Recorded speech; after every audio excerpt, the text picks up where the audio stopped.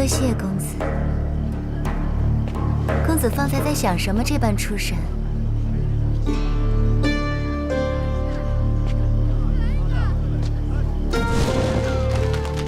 能否帮小女子看看，这2只簪子，哪只更适合奴家？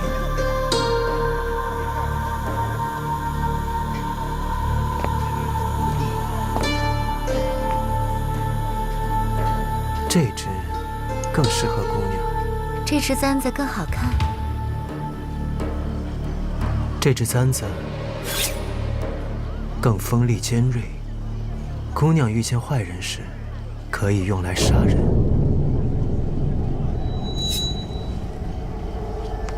这里骨头多，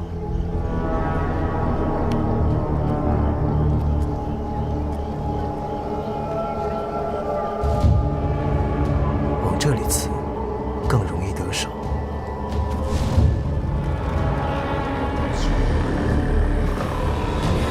公子真是有趣，奴家记住了。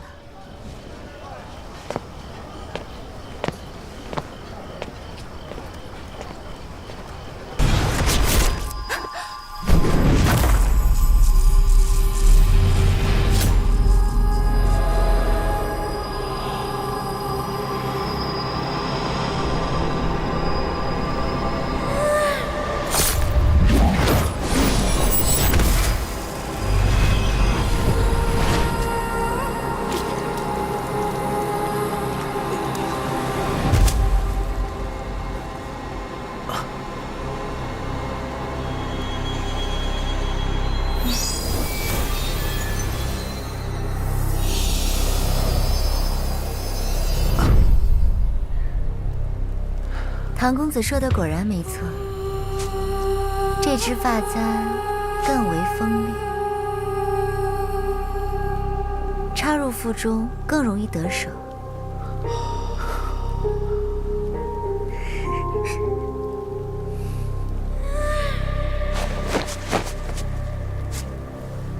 好看吗？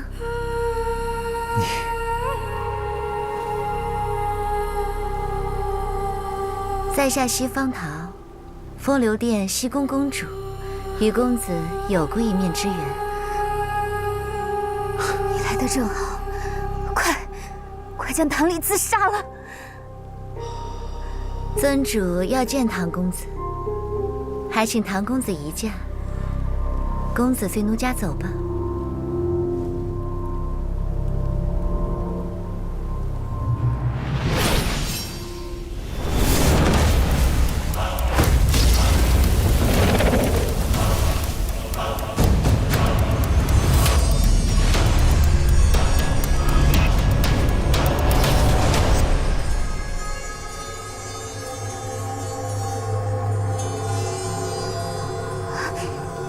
什么人？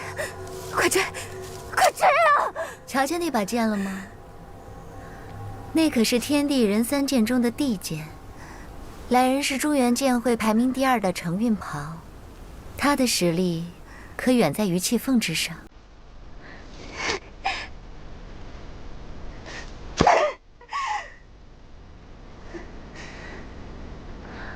你看看你。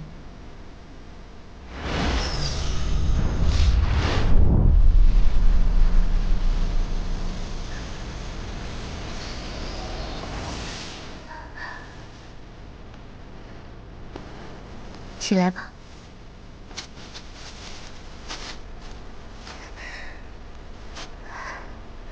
哎，小红，你可不能一个劲儿的对男人好，有时也得想明白男人在想什么。你让尊主不能亲自报仇，他该有多恨你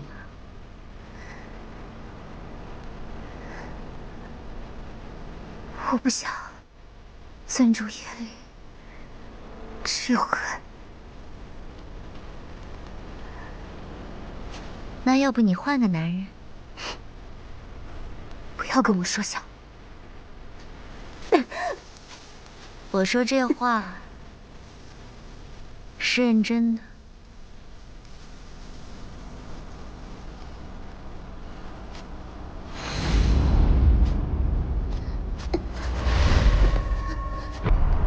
你是西方桃，风流殿的人。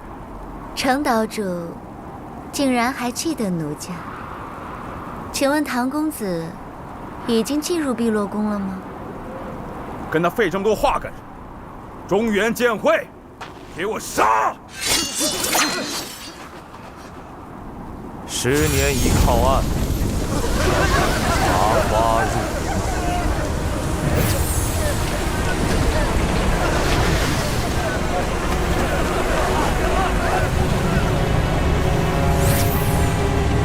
谁来了？我让你干什么？给我杀！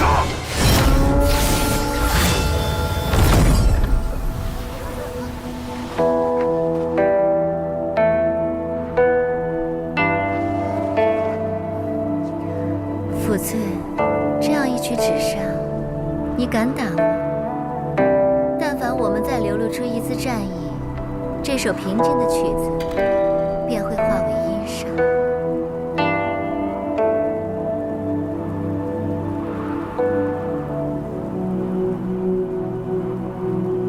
唐丽兹，你果然在这里！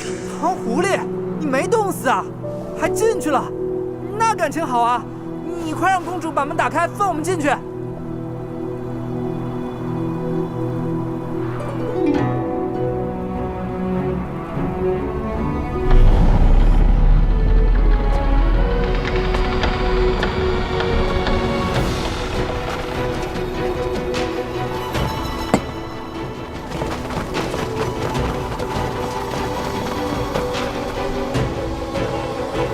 碧落宫和唐丽斯结盟了，怎么办？碧落宫向来中立，必不能容兵戈在前而坐视不管。你先后将两方势力引到碧落宫，再以琴声高调相助剑会，这样风流殿必会以为本宫已与你与剑会已经达成同盟，你便可顺理成章地逼本宫卷入此事。公主有命，邀请程刀主等中原剑会人士进碧落宫做客。你们碧落宫是要跟我们风流殿作对吗？我劝你们，在做出威胁之前，先考虑清楚自身的能耐。天河之下，不乏尸体。龟孙子，有种就留下！等着，你还欠老子2巴掌！于兄，你跟我们一起进去吧。唐丽慈，杀师之仇不共戴天，我于妇人，宁死不受师恩。今日就算身死，我剑王城也要挡一挡这风流殿。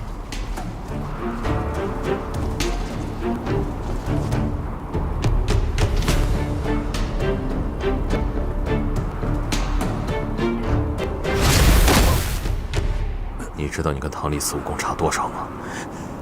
真正想报仇的人，会忍着痛苦，如蝼蚁一样活着，在泥泞里爬着，为求活命蠕动着，找机会钻入大象的耳朵，给他致命一击，至少要让仇人痛。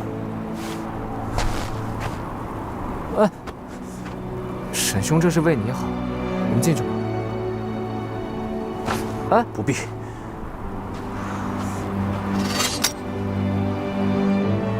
哎，于兄，等等我！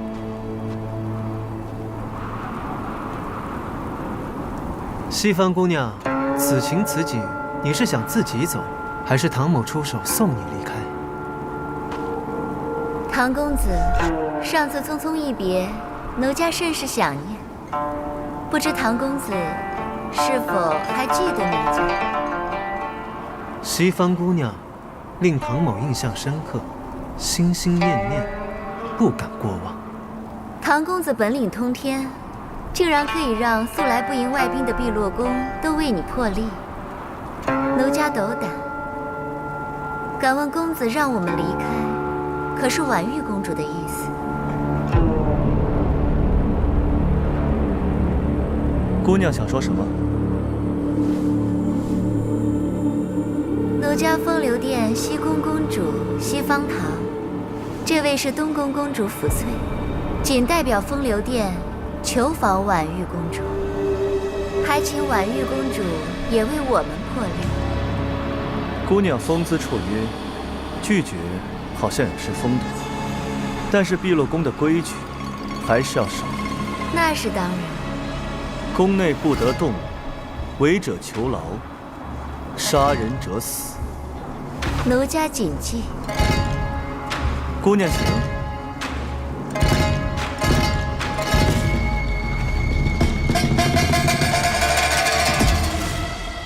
唐公子，你以为你真的能拿捏本宫的心思？婉玉公主岂是唐某可以掌控的？棋逢对手，方显有趣，不是吗？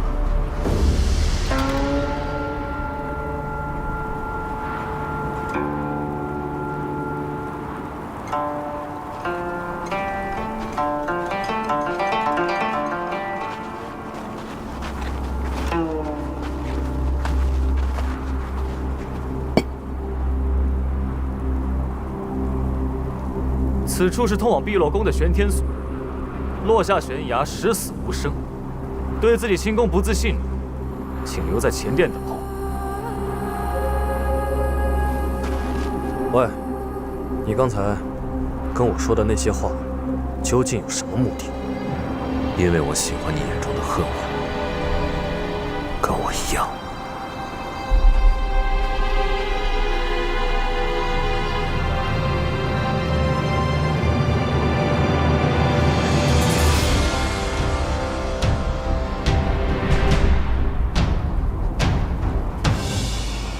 诸位，这边请。这群小小为何也进了碧落宫？公主也邀请了他们，所以他们与诸位一样，同为碧落宫的客人。今日已晚，还请诸位在紫霄院中暂宿一下。其余过不了玄天锁的江湖同道，已经在城中闭锁安置。关于今晚的规矩，我只说一次，请诸位务必仔细听好。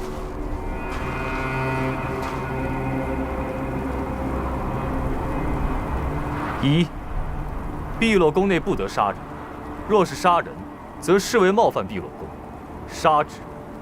二，今晚会有人在紫霄院内巡逻，巡逻的时候不能发现有人动武，若是发现，则会被关入囚牢。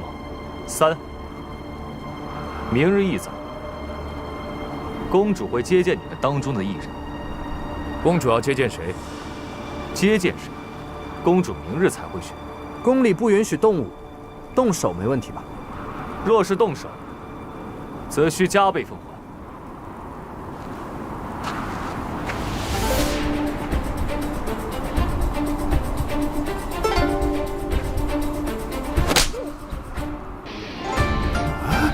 我打他一巴掌，还他2巴掌，行吗？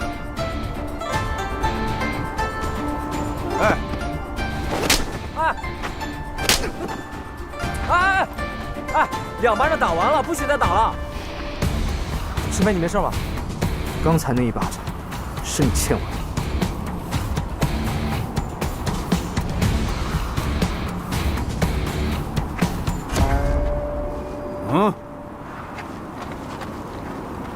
你究竟逞什么强？碧落宫内不染俗尘，进宫以前，还请诸位更衣。男客请随我一步。姑娘，女客请至这边更衣。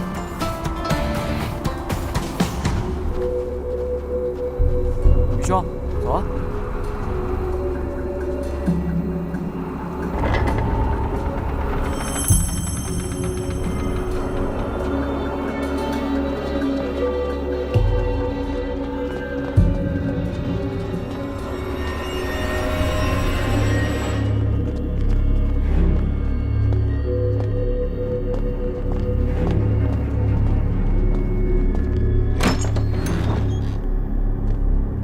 这是2位的居所。我们的其他人呢？奴家只负责带路，一间房只安排2人。为什么？是毕总管交代的，这样安排诸位。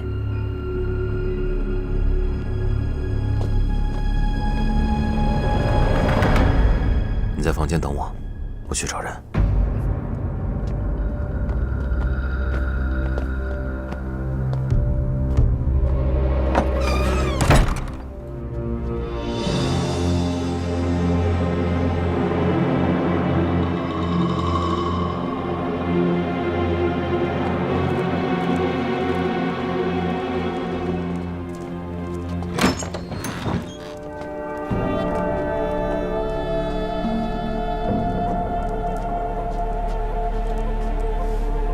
多谢总管相送。其他人呢？他们有7个人，你们只有5个，这样对你们不公平。因此少主让我多说2句。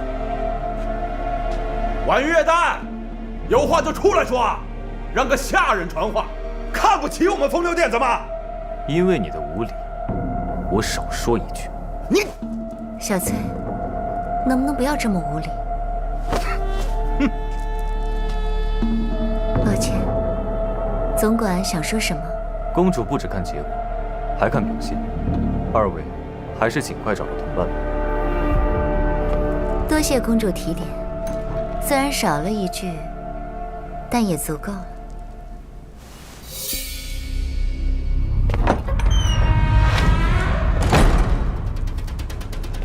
不，你什么意思？你是不是忘了，咱们是来杀唐丽慈那帮人的？在城外扭扭捏捏也就算了，现在，咱们都进了碧罗宫了，不是你看不出来吗？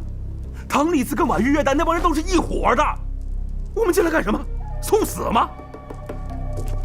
福翠啊，是谁告诉你，唐丽慈和婉玉月丹是同盟的？那怎么不是同盟呢？他们2个都在城墙上站一块儿了，还放他们进来？若他们真的是同盟，那婉玉月丹又为什么会放我们进来呢？福翠呀，福翠，你还没看出唐丽慈的阴谋吗？阴谋？不可能，没有阴谋。婉玉月丹就是为了帮唐丽慈那帮人才打开的大门。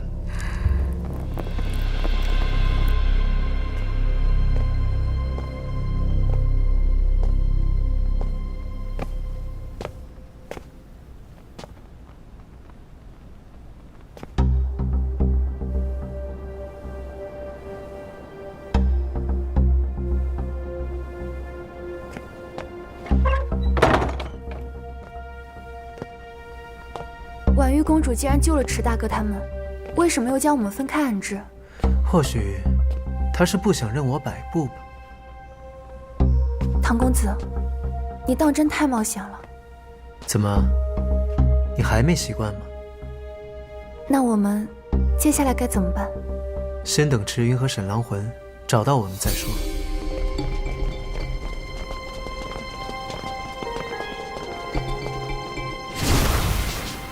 这里房间众多，不仅每个都长得一样，而且星罗棋布。池云他们能找得到我们吗？沈郎魂是善于潜伏搜索的高手，在剑王城他就可以随意来动，说不定此刻已经在门口了。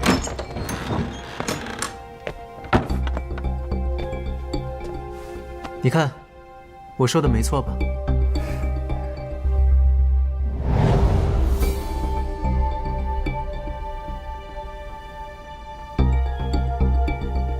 唐狐狸，我们现在要干嘛？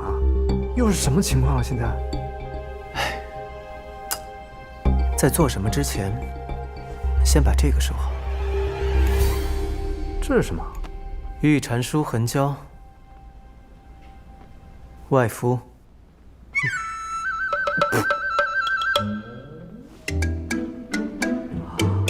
好兄弟，事情还得从剑王城一战之后说起。我接下了于气凤那一记西风斩荒火之后，被普珠先生救下，就在你们找到我的那间竹屋里。怎样的约定？碧落宫。只要先生放在下离开，唐某便会想办法引荐中原剑会与碧落宫联手，共抗风流殿。中原剑会早些年亦曾派人去接触，皆无功而返，甚至连婉玉公主的面都没有见到。你要如何引荐？4年前，唐某自碧落宫偷得埋葬老公主的不朽金冠。婉玉公主若想寻回仙人棺木，那就非得见上唐某一面不可。风流殿盘根错节，耳目众多，若剑会想要联合碧落宫的消息泄露，风流殿一定会出手阻挠，甚至会派人抢先一步试图与其结盟。唐某现在是一雀阴阳的嫌疑人，剑慧可趁在下前往碧落宫时，派出使者假意追捕唐某，以此掩人耳目。只要到达碧落宫，唐某一定会想办法引荐使者与婉玉公主会面，届时就看剑慧是否有办法说服婉玉公主一起共抗风流殿了。对呀，碧落宫这么多年来都不跟江湖人往来，我看他们小日子过得不错嘛。那你又怎么笃定他们会跟剑慧合作？因为老公主的不朽金棺里是空的。什么？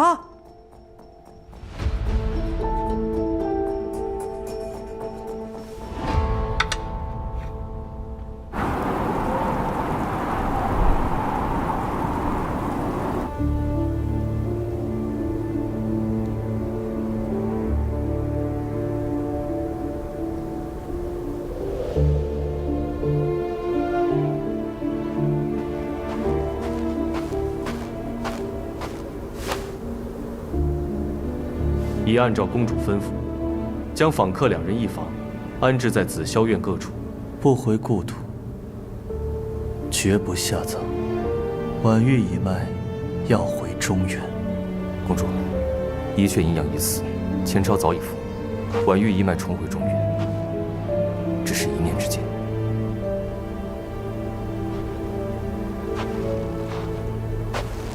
至于是跟风流殿合作，还是同中原剑会结盟，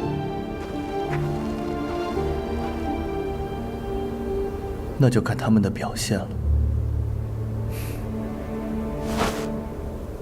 天行星辰，如影如形。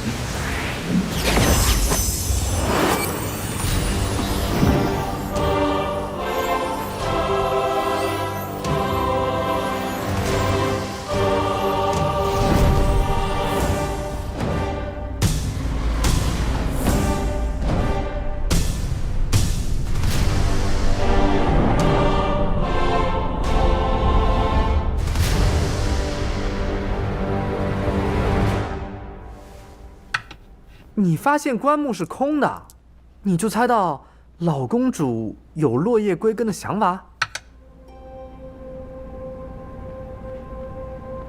见到婉玉公主之后，我更加确定自己的猜测。难道婉玉公主不想安葬令尊？你还想威胁公主？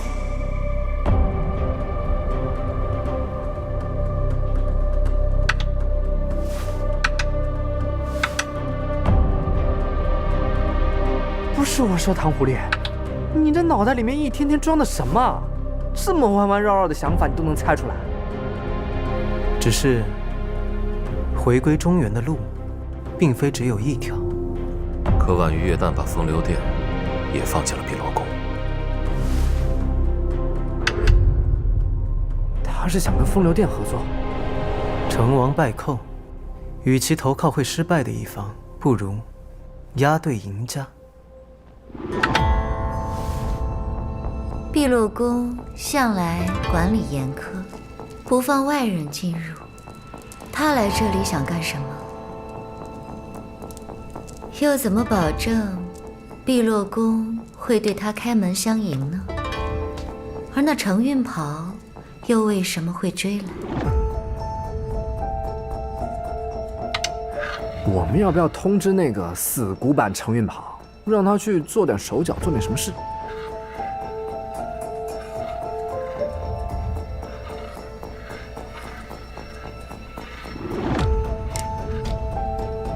所以师兄不是来抓唐公子的。为防泄密，此事只有剑主、普珠先生与我3人知道。你性格老实，我怕你露出破绽。那为什么在城外就要抓唐公子？抓着他就能押着他来碧落宫，用他当交换条件，换取见婉玉公主的机会，这样更加名正言顺。那唐公子为什么要逃呢？他有逃吗？他只是与我同行。程运袍的目的根本就不是唐离子，唐离子只是一个引子，递出了一条栈道，而他暗度陈仓，让程运袍进入碧落宫，才是目的。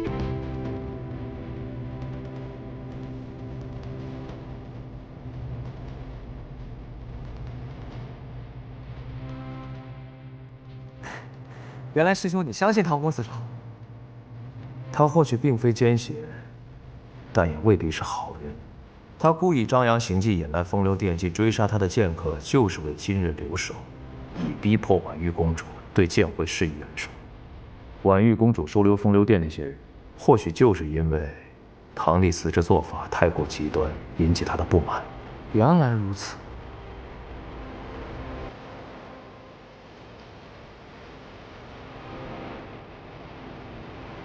目前尚没有程岛主的用武之地。今夜最为棘手的是西方桃。这个姑娘的城府不在流眼之下。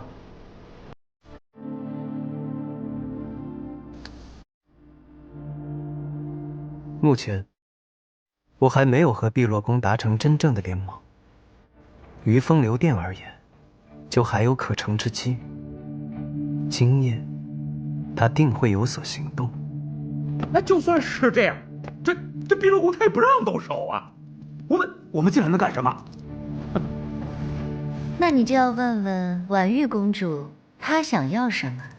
为什么要将我们分开安置？还有，刚才碧莲依给我们的暗示。暗示？他们有7个人，可只有5个，这样对你们不公平。公主不止看心，还看表情。入夜之后，便是我们动手之机。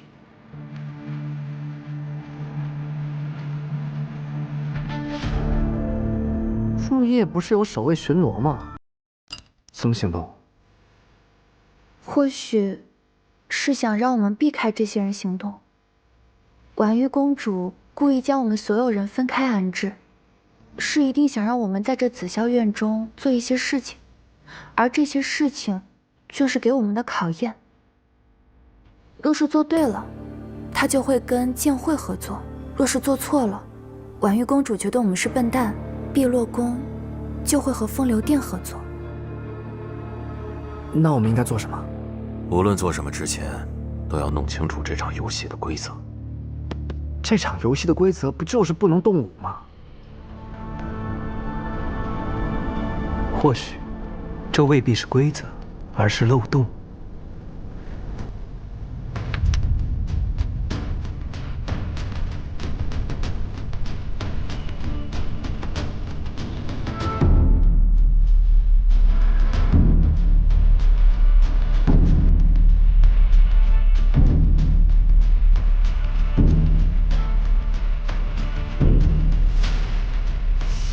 哪来的鼓声？吵得我头都痛。就是此事。晨钟暮鼓，这是入夜了，好戏就要开始了。夫人这是何意？要是想活命，就别出去。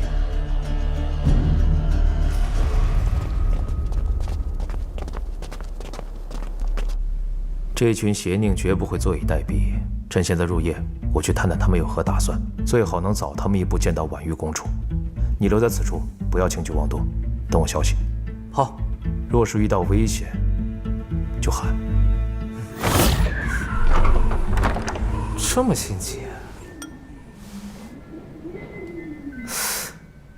师兄不是路痴吗？他一个人。师兄，师兄，师兄！公主，有6个人离开了房间。如你所料，他们开始行动了。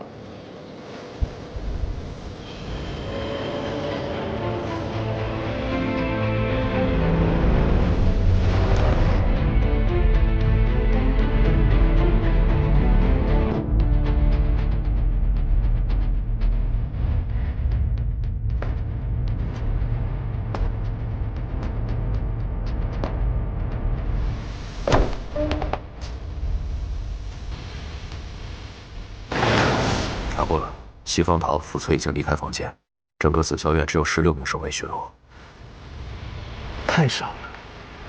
看来西方桃也察觉到了关键，察觉出关键之人，便是对立阵营的关键。他们往哪个方向去？西方桃往西，傅翠往东。整个紫霄院状如棋阁，廊道绵延，房间众多，但他们没有秘密术，想要查清所有房间不容易。好，我去找西方桃，你跟着傅翠，照计划行动。好。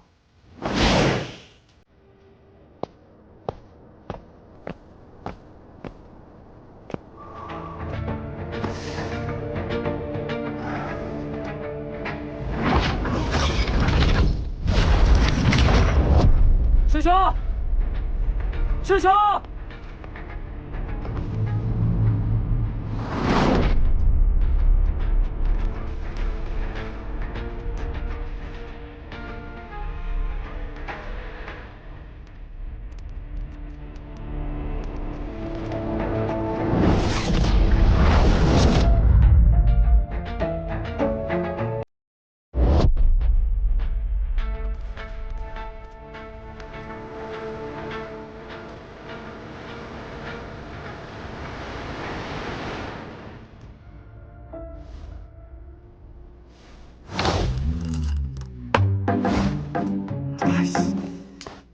我们在这干等着也太无聊了，我也想出去找人啊！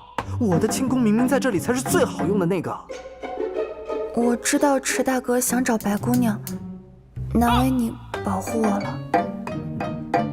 我池原还是分得清轻重缓急的。我们在行动，他们肯定也在行动。此时双方的后方才是最薄弱的地方。哎，罢了。在剑王城我就大意过一次，这回我一定保护好你，也好。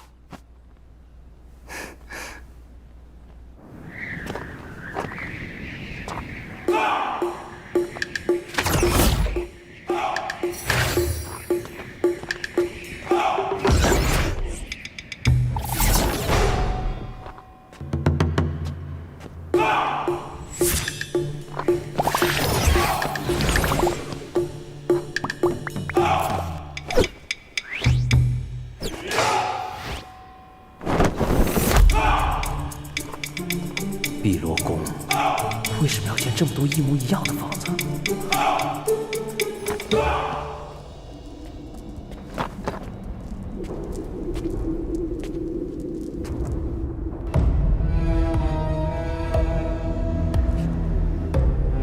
师兄，师兄！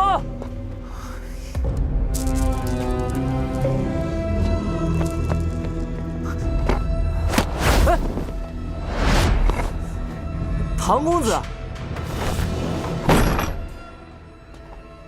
别这么大声，小心暴露行踪。怎么了？不是碧落宫内不允许动武吗？不允许动武，但若是没被发现呢？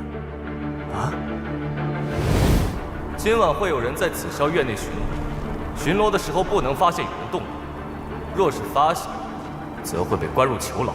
哦，不被巡逻的人发现，就不算动武。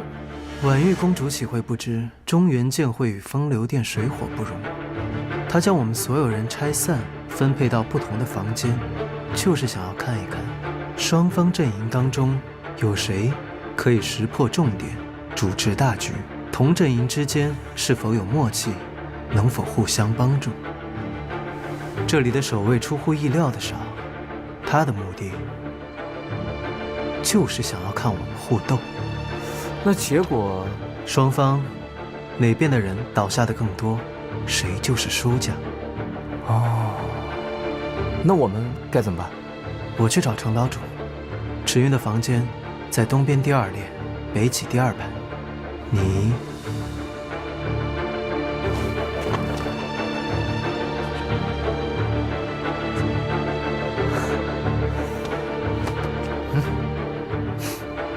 程岛主，你可千万要小心啊！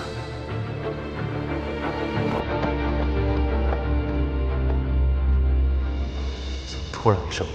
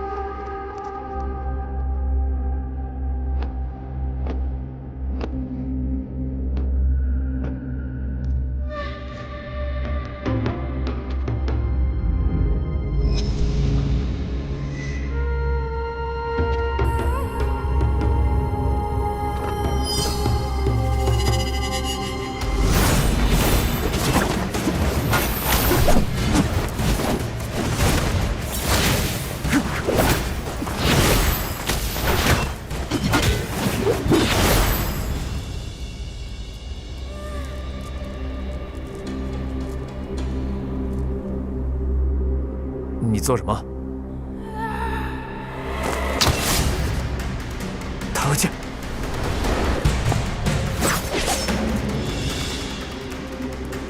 好人就是这么老实。太造次了。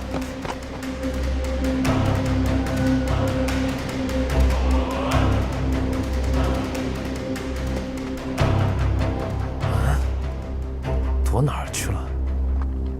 看我把你救出来！是你，唐丽慈。风流殿那个妖女坏了规矩，她动武了。程岛主准备去跟谁告状呀？只要没被发现，就不算破坏规矩。可是剑主的新武太娥剑被他抢走了。古稀潭，他在往东过2个廊亭，左转的第1间房与池云一起。你先去找他们，保存实力。我去夺回太娥剑。我能信你？若是不信我，你还能信谁呢？程岛主，程岛主，那边是洞。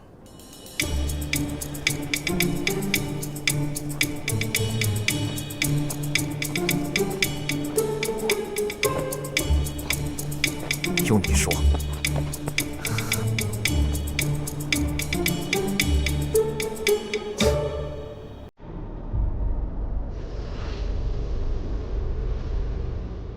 公主人，谁会获胜？嘘，毕总管，轻语，以目观之，以心察之。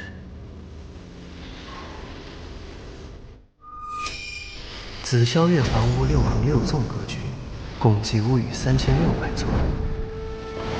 我在北一廊中找到古稀潭时，程运袍与西方桃在北5廊与东4廊交汇的廊亭发生打斗，西方桃夺走太阿剑逃脱，程运袍在北2廊与东4廊交汇处与我相会，再北便是院墙，往东需经过池云与阿谁，唯一的可能。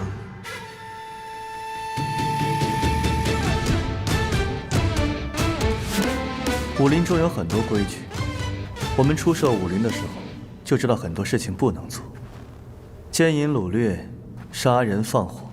有些人无视这些规矩，但是他们有自己的规矩。比如池云是大盗，但只盗不义之财；沈郎魂也只受过杀江湖人，不伤老弱妇孺。确实如此，但是总有些人不守规矩。比如说风流殿，正道之人，无一不想除之而后快。在这江湖之中，除了规矩，还有其他的一些东西，那是一条模糊的界限。有些人能在不破坏规矩的前提下，利用规矩之间的漏洞，这才是最终能生存的人。而这些人，最终都会变成另一种人。公主指的是制定规矩的人，那才是碧落宫值得结盟的对象。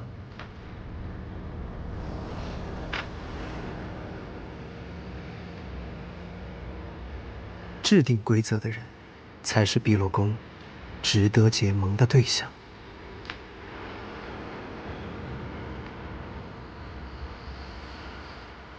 夫人，你是什么时候加入风流殿的？不该你知道的事，你不必知道。好，我就想知道，剑王，他又是什么时候？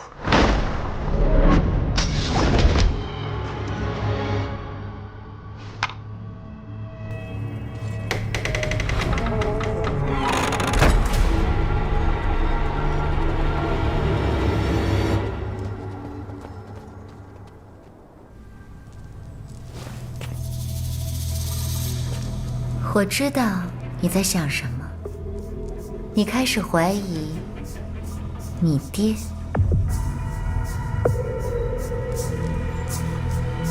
你以为这是个秘密？其实风流殿早就知道得一清二楚。一代城主无论你爹是不是加入风流殿，也不论他是否真的售卖星鬼九星丸，其实这都不重要。重要的是结果，结果就是真相被揭穿之后，剑王城英名沦丧，天焰剑必摧毁，你爹死在唐丽慈手上。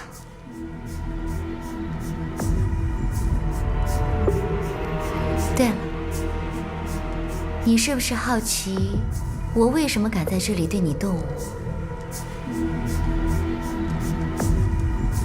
做坏事，只要不被发现，你就不是坏人。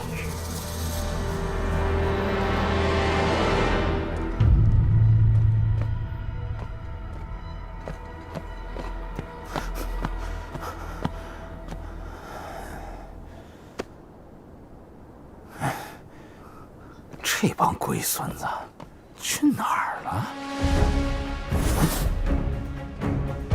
好啊，在这儿。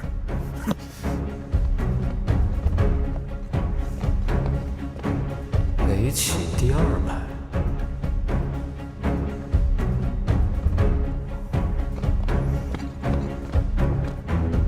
谁？谷大哥。石大哥，阿水姑娘，你们果然在这儿。现在知道叫大哥了。我师兄不在嘛。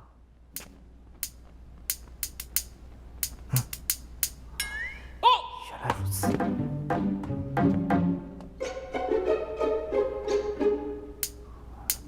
哦，你师兄不在啊？那我们岂不是非常的危险？就是。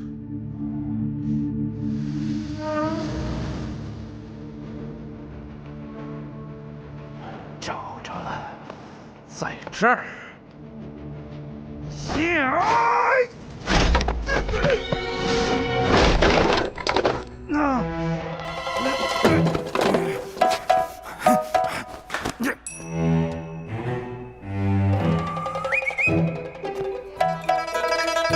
一下收拾3个，哪里头？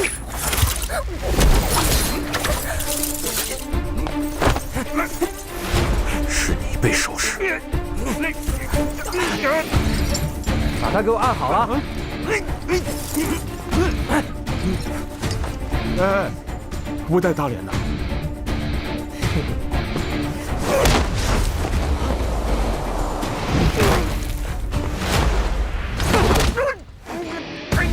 滚开！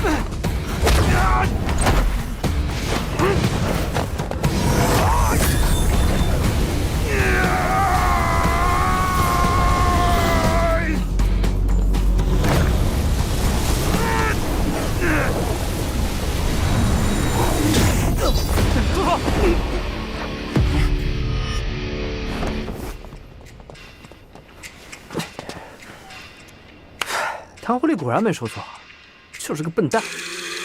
要肌肉有肌肉，要脑袋有肌肉。不寸，你违反了规定，跟我们走。你没看见吗？他们也动手了。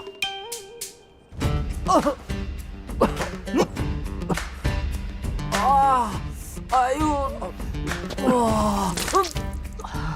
我们没看到，只看到了你出手，还伤了人。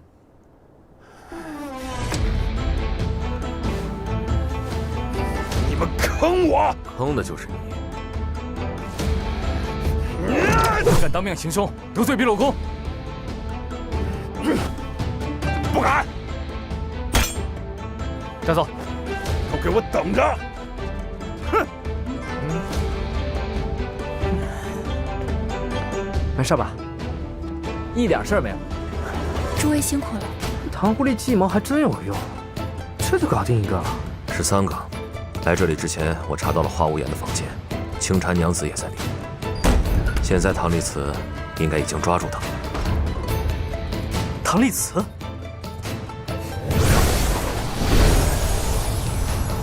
那风流殿那边就只剩下白素车和西方桃了。你小子刚才演的可以啊！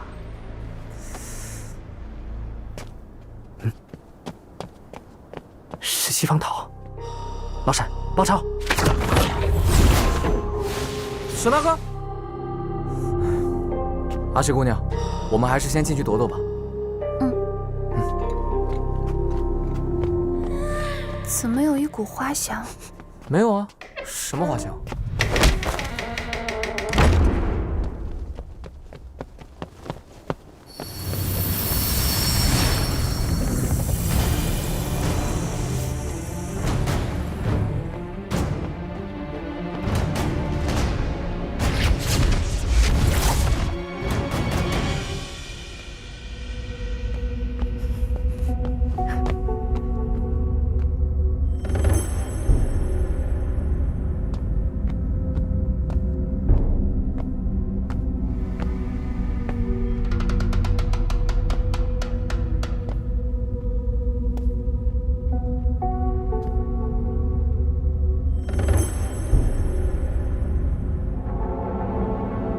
白素车，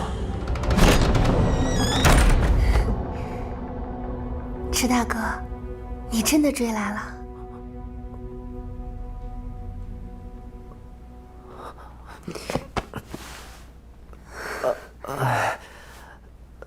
白姑娘，你怎么？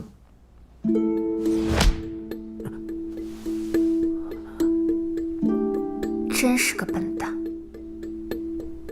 看来西公主说的没错，男人永远都这么好骗。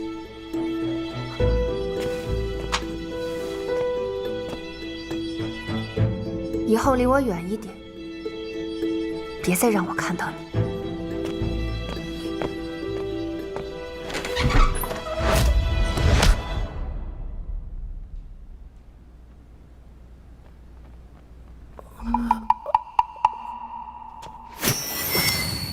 唐狐狸，你怎么来了？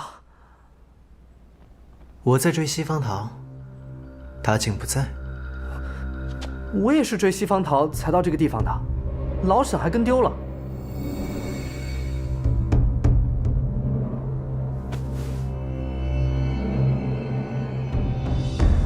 西方桃的胭脂，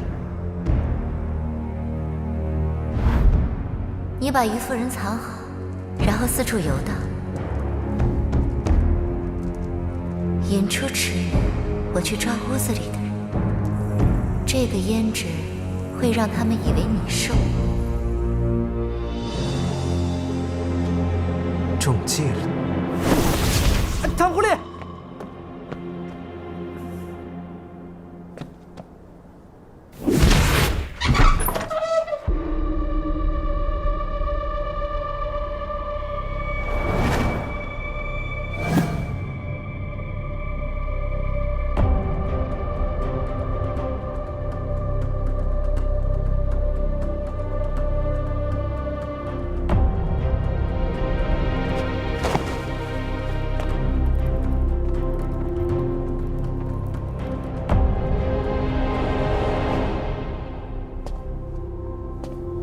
我们损失了古西坛于夫人阿谁，抓到了白素车、青蝉娘子、花无颜，解决掉了一个抚翠，人数上比风流殿多一人。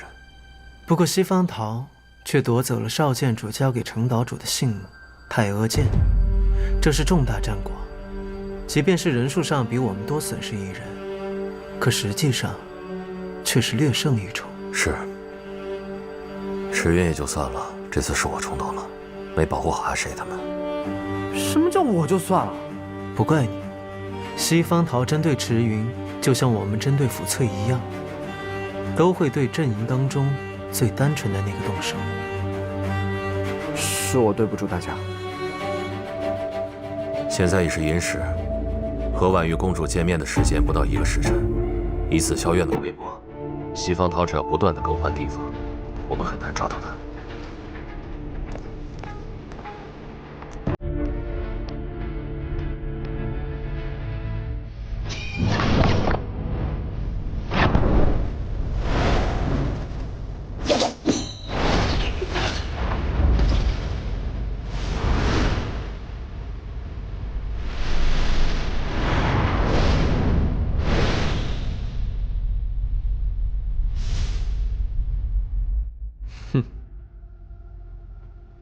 真是有趣。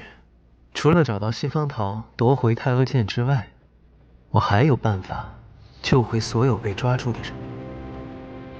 西方桃能躲，可被他抓住的人却躲不了。他一定与我们一样，将人藏在了某个房间里。而那个房间我们不会去查，因为里面原本住着我们的人。此人性格古板，又丢了贵重之物，在找寻失物之时，或许把自己也丢了。你不会是在说程运桃吧？没错，定是在程岛主的房间。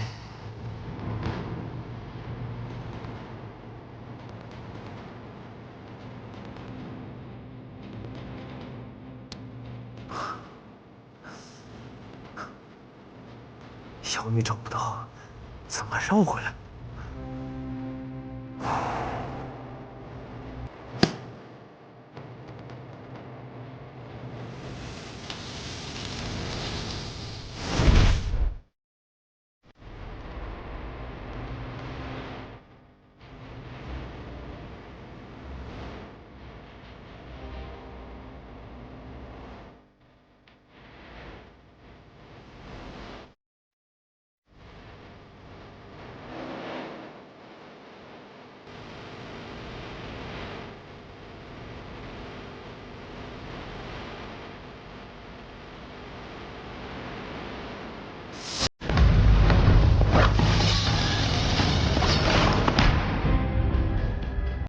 我本来以为来的人是唐丽慈，既然你在这里，那他就该在紫霄院四处寻找我的踪迹。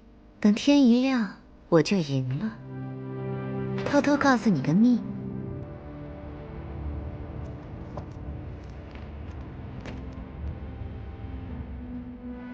其实唐丽慈根本不想杀刘颖。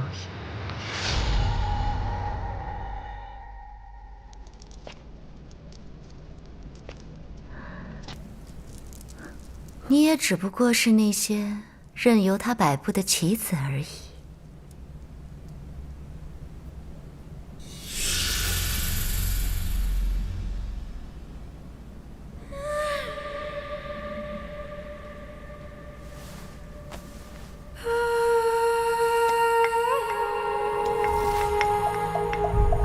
木头铃铛。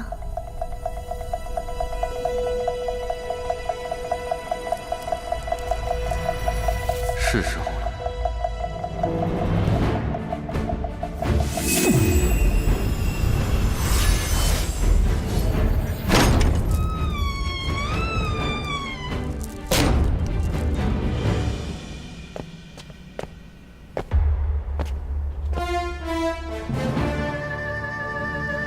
这是唐某亲手制作的木铃，能发出只有唐某才能听见的响声。看来唐公子不仅武功智谋双绝，还有一双巧手。好的猎人通常都会将自己伪装成猎物。西方姑娘，我们又见面了。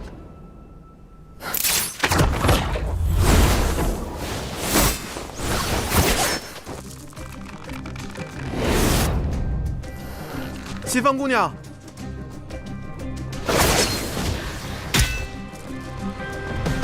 太阿剑又重回中原剑会之手了。唐公子只是扳回一城，算不得胜利。天还未亮，唐公子可别和身边的人走散了。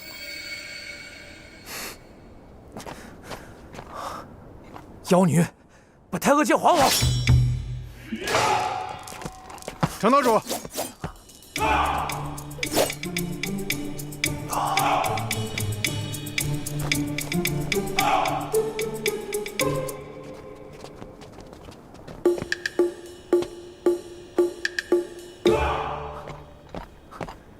你夺回太阿剑了？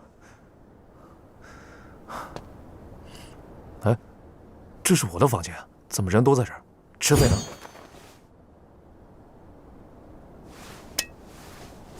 程岛主，你最好还是不要离开这个房间了。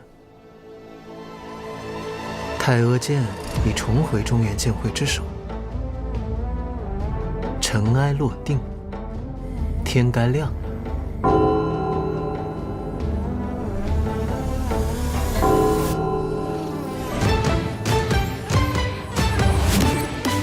看来，唐丽慈和西方桃定胜负了。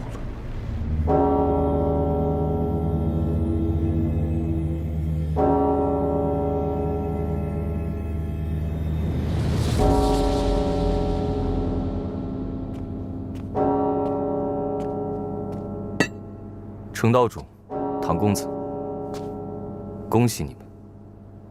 公主只召见一人，你们谁要见公主？唐某只是引荐之人，程岛主代表中原剑会而来，便由程岛主前去吧。请。即去。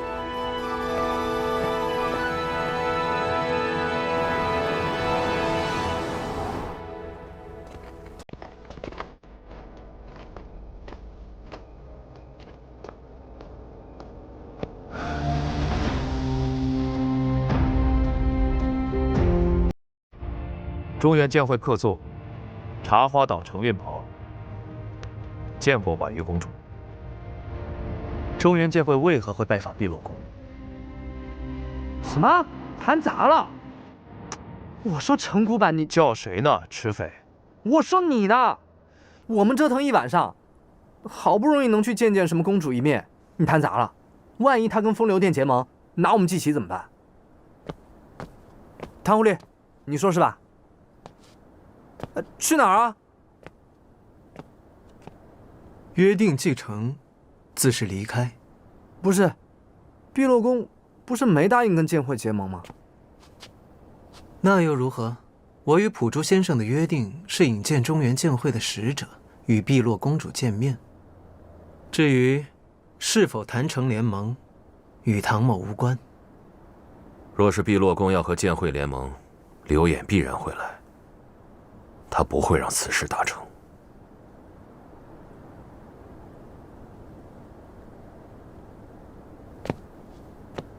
程岛主，您与婉玉公主是怎么谈的？中原剑会为何会拜访碧落宫？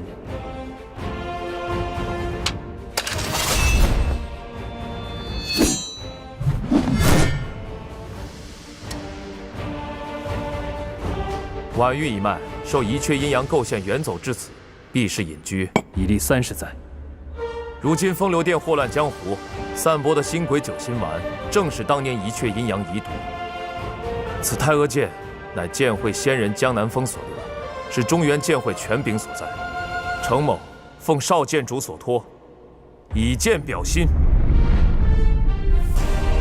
央请前国师婉玉一脉。念先人之仇，继今之大义，为天下苍生与剑会联手，共抗风流殿。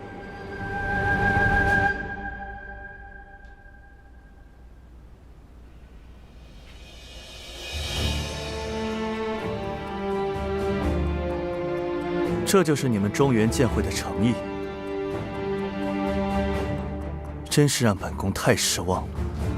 婉玉公主。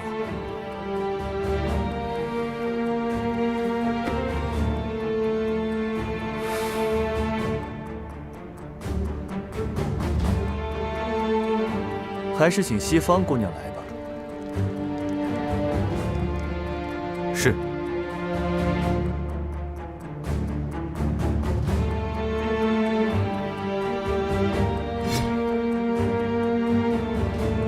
程道主，你还真是天真呢。中原剑会斗不过风流殿，还真是一点都不让人意外。唐公子何必话中带刺啊？与人联盟，不过是以自己的条件置换对方的条件。少剑主临行前可曾提过，能给碧落宫开出什么条件吗？没有，只说无论如何都要与碧落宫结盟。那我现在该如何？程某应该向婉玉公主开出什么样的条件？不如想一想，婉玉公主需要什么？碧落宫不就是想回到中原吗？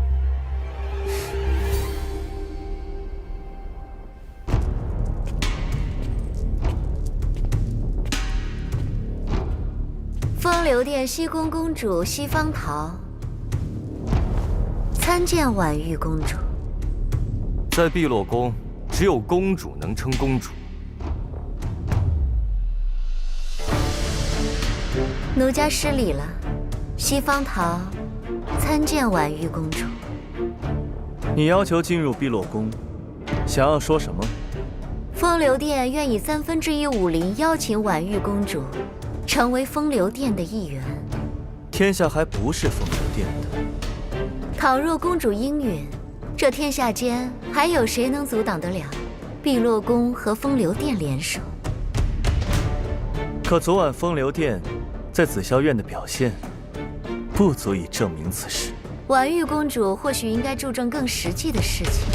西方桃，注意言辞。前朝覆灭，与老公主引荐一阙阴阳之举密不可分。如今虽已改朝换代，无人能阻止碧落宫重返中原，但那些年的生灵涂炭历历在目，百姓当真不会迁怒婉玉一族。无礼！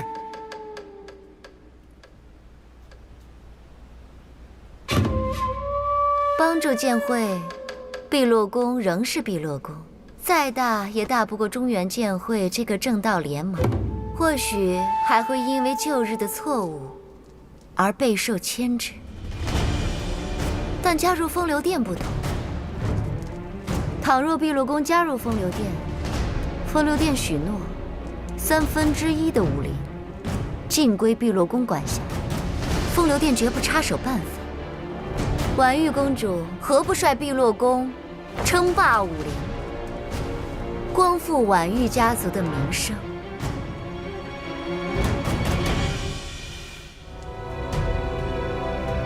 程岛主带来了太阿剑，而你又带来了什么，能证明你应允的条件？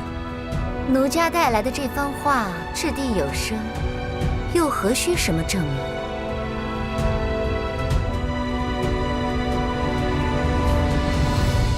请西方姑娘先回紫霄院休息，稍后本宫会给你答复的。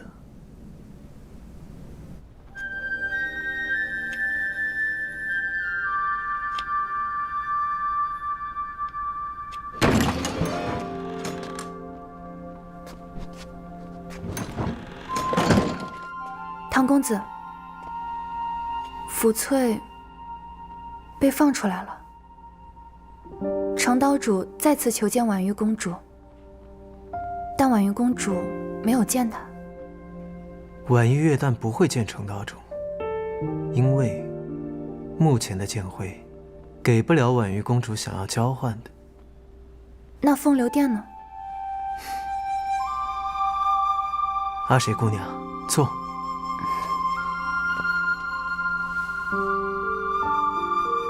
你认为婉玉月旦是一个怎样的人？高人。他不是高人，而是王者。王者？江湖王者，不居人之下，不屈人之威。弱则必走天涯，强则威临天下。碧落宫在婉玉莫如的手中覆灭，却在婉玉月旦的手中重生。你是说，中原剑会和风流殿都想拉拢碧落宫的原因，就是因为婉玉月旦很厉害？也不尽然。赤云，这一路从剑王城到碧落宫，你可有估算过风流殿上上下下一共有多少人？啊？也不多吧，30、40。风流殿若只有此等人数，如何有资格与剑会抗衡？风流殿招兵买马的方式，不是招募，而是威胁。你路上看到的那些风流殿杀手，其实都受制于星鬼九星丸。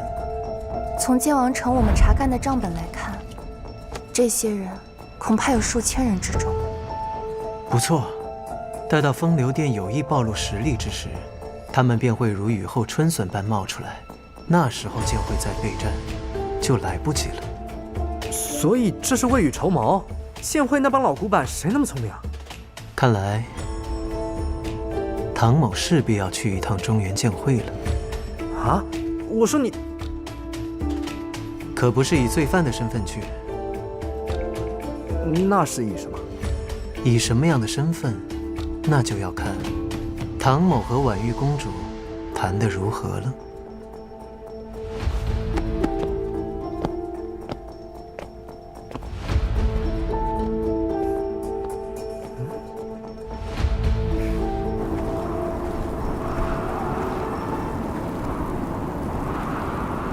为何一直跟着我？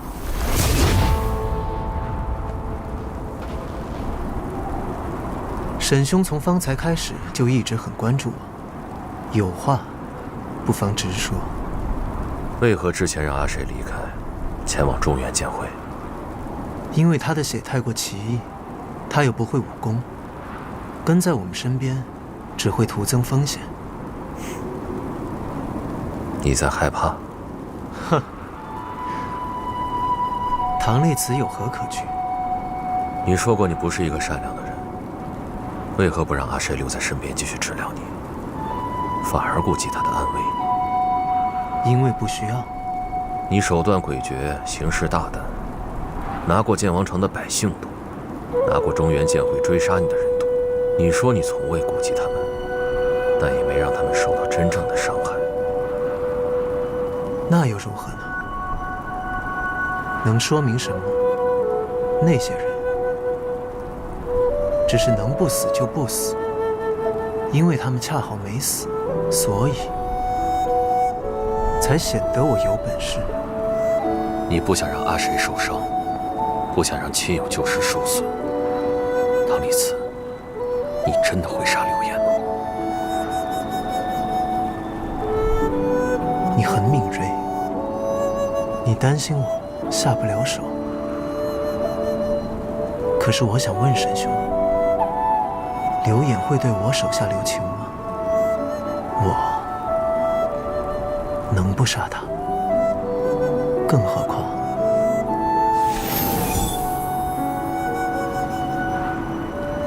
这是我们的约定。我心里如何想的，不重要，不是吗？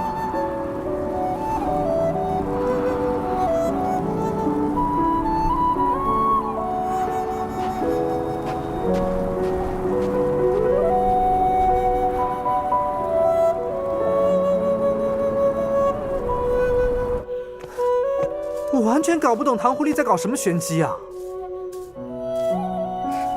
哎呀，谁你就别笑了，你给我讲讲这里面的弯弯绕绕呗。我们之中就你最懂他。唐公子不以罪犯的身份回剑会，说不定是因为有人给他一步登天的梯子。谁？中原剑会的少剑主。我这趟回中原剑会，见到了少剑主，发现少剑主对唐公子非但没抱有敌意，甚至还可能欣赏唐公子。云阁好好收拾收拾。剑会发布对唐公子的通缉令，可能是形势所迫，而他派了并不擅长揣测人心的程岛主前来谈判，也很可能是故意的。唐公子若帮中原剑会拉到碧落宫这一强大助力，自然不必以罪犯的身份回去，说不定是客座。仙鹤，中原剑会将会迎来一名贵客。礼貌礼貌。而唐公子既有了剑会和碧落宫这两把对付流眼的趁手宝剑，又免去了扰人的追捕，何乐而不为呢？最重要的是，若是碧落宫有意与剑会合作，流眼必然会出现。阿谁，没人说过你越来越像唐狐狸了吧？这种想法你都能猜到？太霄殿重地，未经允许不得擅入。唐某，请见婉玉公主。未经传令，不得见公主。哦，退下。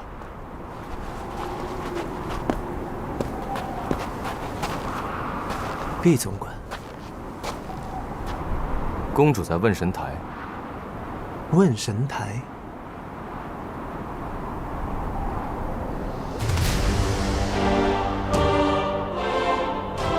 那里没有守卫，但要如何登上，就要看你自己的本事。呵呵呵，看来这是唐某此行最简单的事了。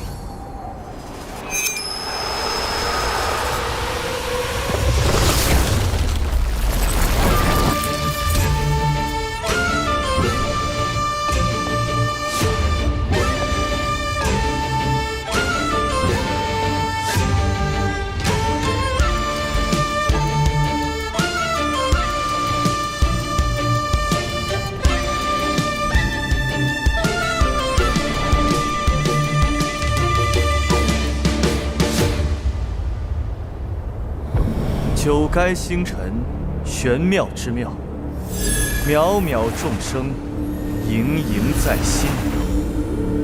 而今天暗暗而不清，路迢迢而奇异，神灵可佑，常与我亲。为何这习古影拙会与问神台有所感应？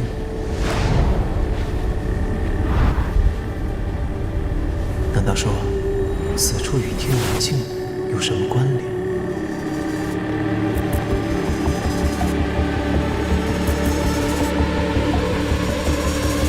只有碧落宫公主可以登上问神台，唐公子不知道吗？公主若是不想见我，便不会让毕总管告诉我这个地方。你在等我？不应该等你吗？赢下紫霄院星夜的人是唐公子。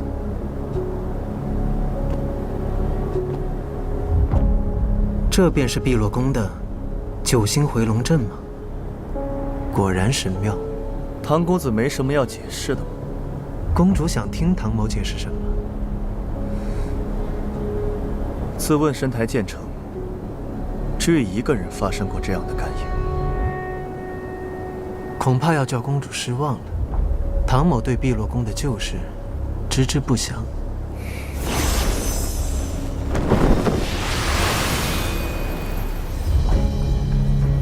碧落宫创立于洛水，钻研星象风水，受前朝所托，以国师之尊镇守龙脉。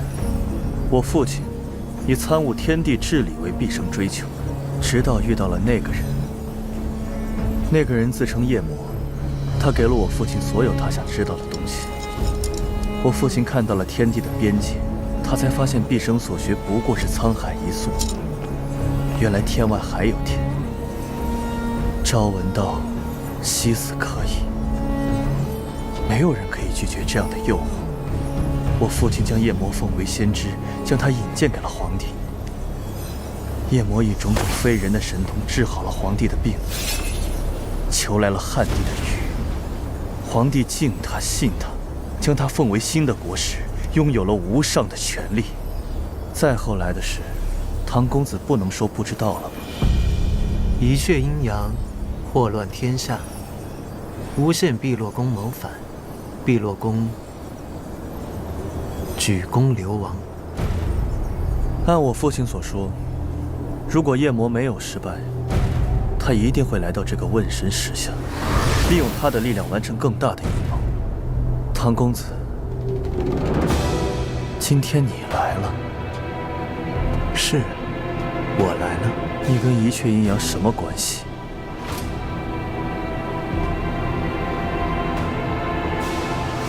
若是从前，我一定会说没有关系。但是今日，我相信我与一阙阴阳有关，但我确实不是一阙阴阳。那你这个银镯的来历，或许是源自于我的故土。唐某没有完整的记忆，在我有记忆之时，他就已经在我的手上。那敢问唐公子，故土何方？并无觊觎之所。在何之年？天都峰7大高手围杀一阙阴阳的那一年。你更显可疑了。很多人都在意唐某与一阙阴阳的关系，但我相信，公主所在意的，或许还有别的事情。碧落宫先祖曾经有一个预言，神州天外的来客会带来灭顶的灾难，而这个预言最终落在了一阙阴阳身上。至于这预言之中的神州天外是什么地方，碧落宫追查多年，倒是有了一些猜测。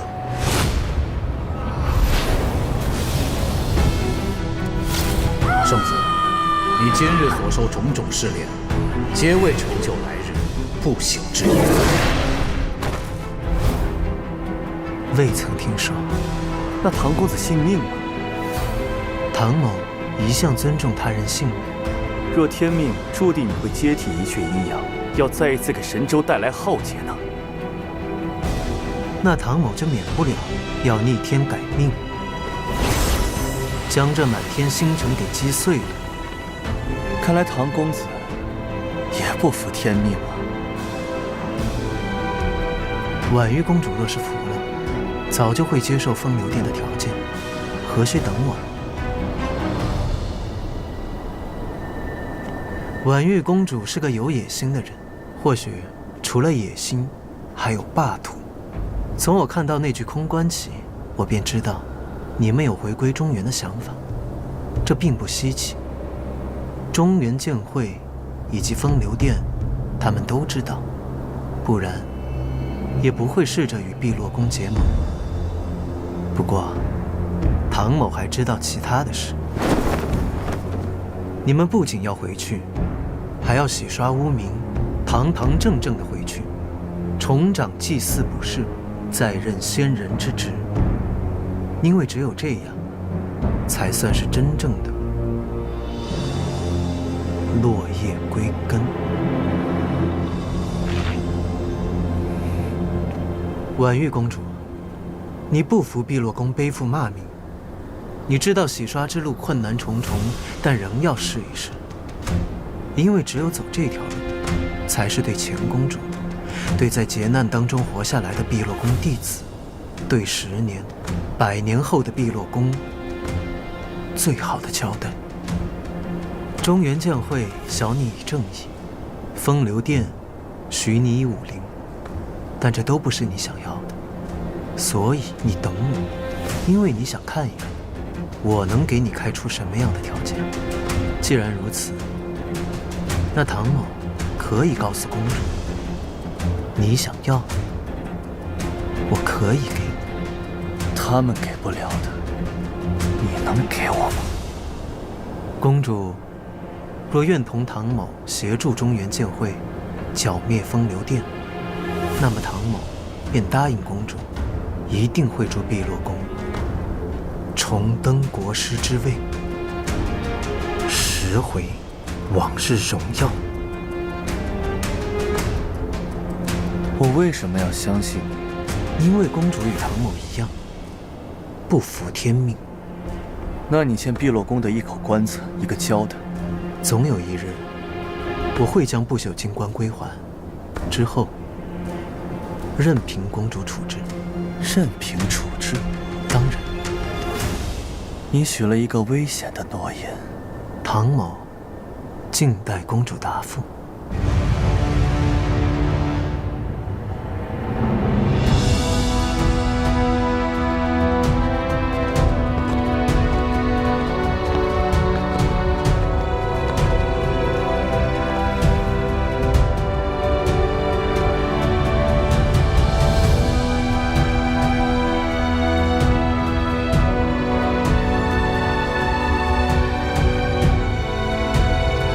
碧落宫选择同中原剑会结盟，共抗风流殿。太好了！哼，还是唐狐狸可靠啊！风流殿的人，打算怎么处置？两方交战不斩来使，公主决定放他们离开。他们算个什么来使啊？他们明明就是追杀我们才来这儿的。大狐狸，你直接杀出去，把那什么东西公主都给她做掉，让风流殿元气大伤。公主既然以克里将人邀请入宫，那碧落宫就有责任保护他们的安全。若公主今日与风流殿合作，也会保护各位的安危。那就这么放他们走了？赤英，少安无躁，就依婉玉公主的吩咐，而且刘演还未出现。刘演，不错，刘演，风流殿之尊，刘演。唐公子认为，风流殿会先发制人。碧落宫乃鬼府生杰作，外有天川防御，内有公主布置的9星回龙阵，易守难攻。唐公子大可放心。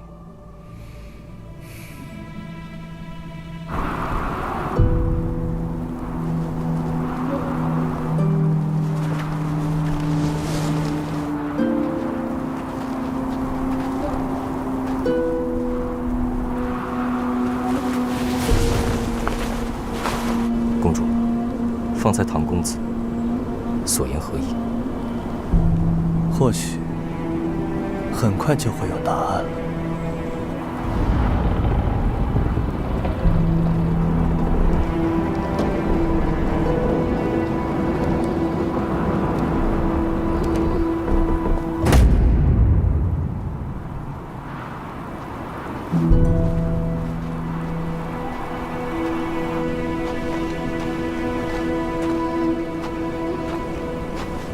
多谢婉玉公主。日后你我便是同道，想必碧落宫仙人。程岛主无需言谢。本宫选择与剑会联盟，并非是因为剑会，而是唐丽慈。我之所为的也并非只是正义，而是唐丽慈有我所需要的东西。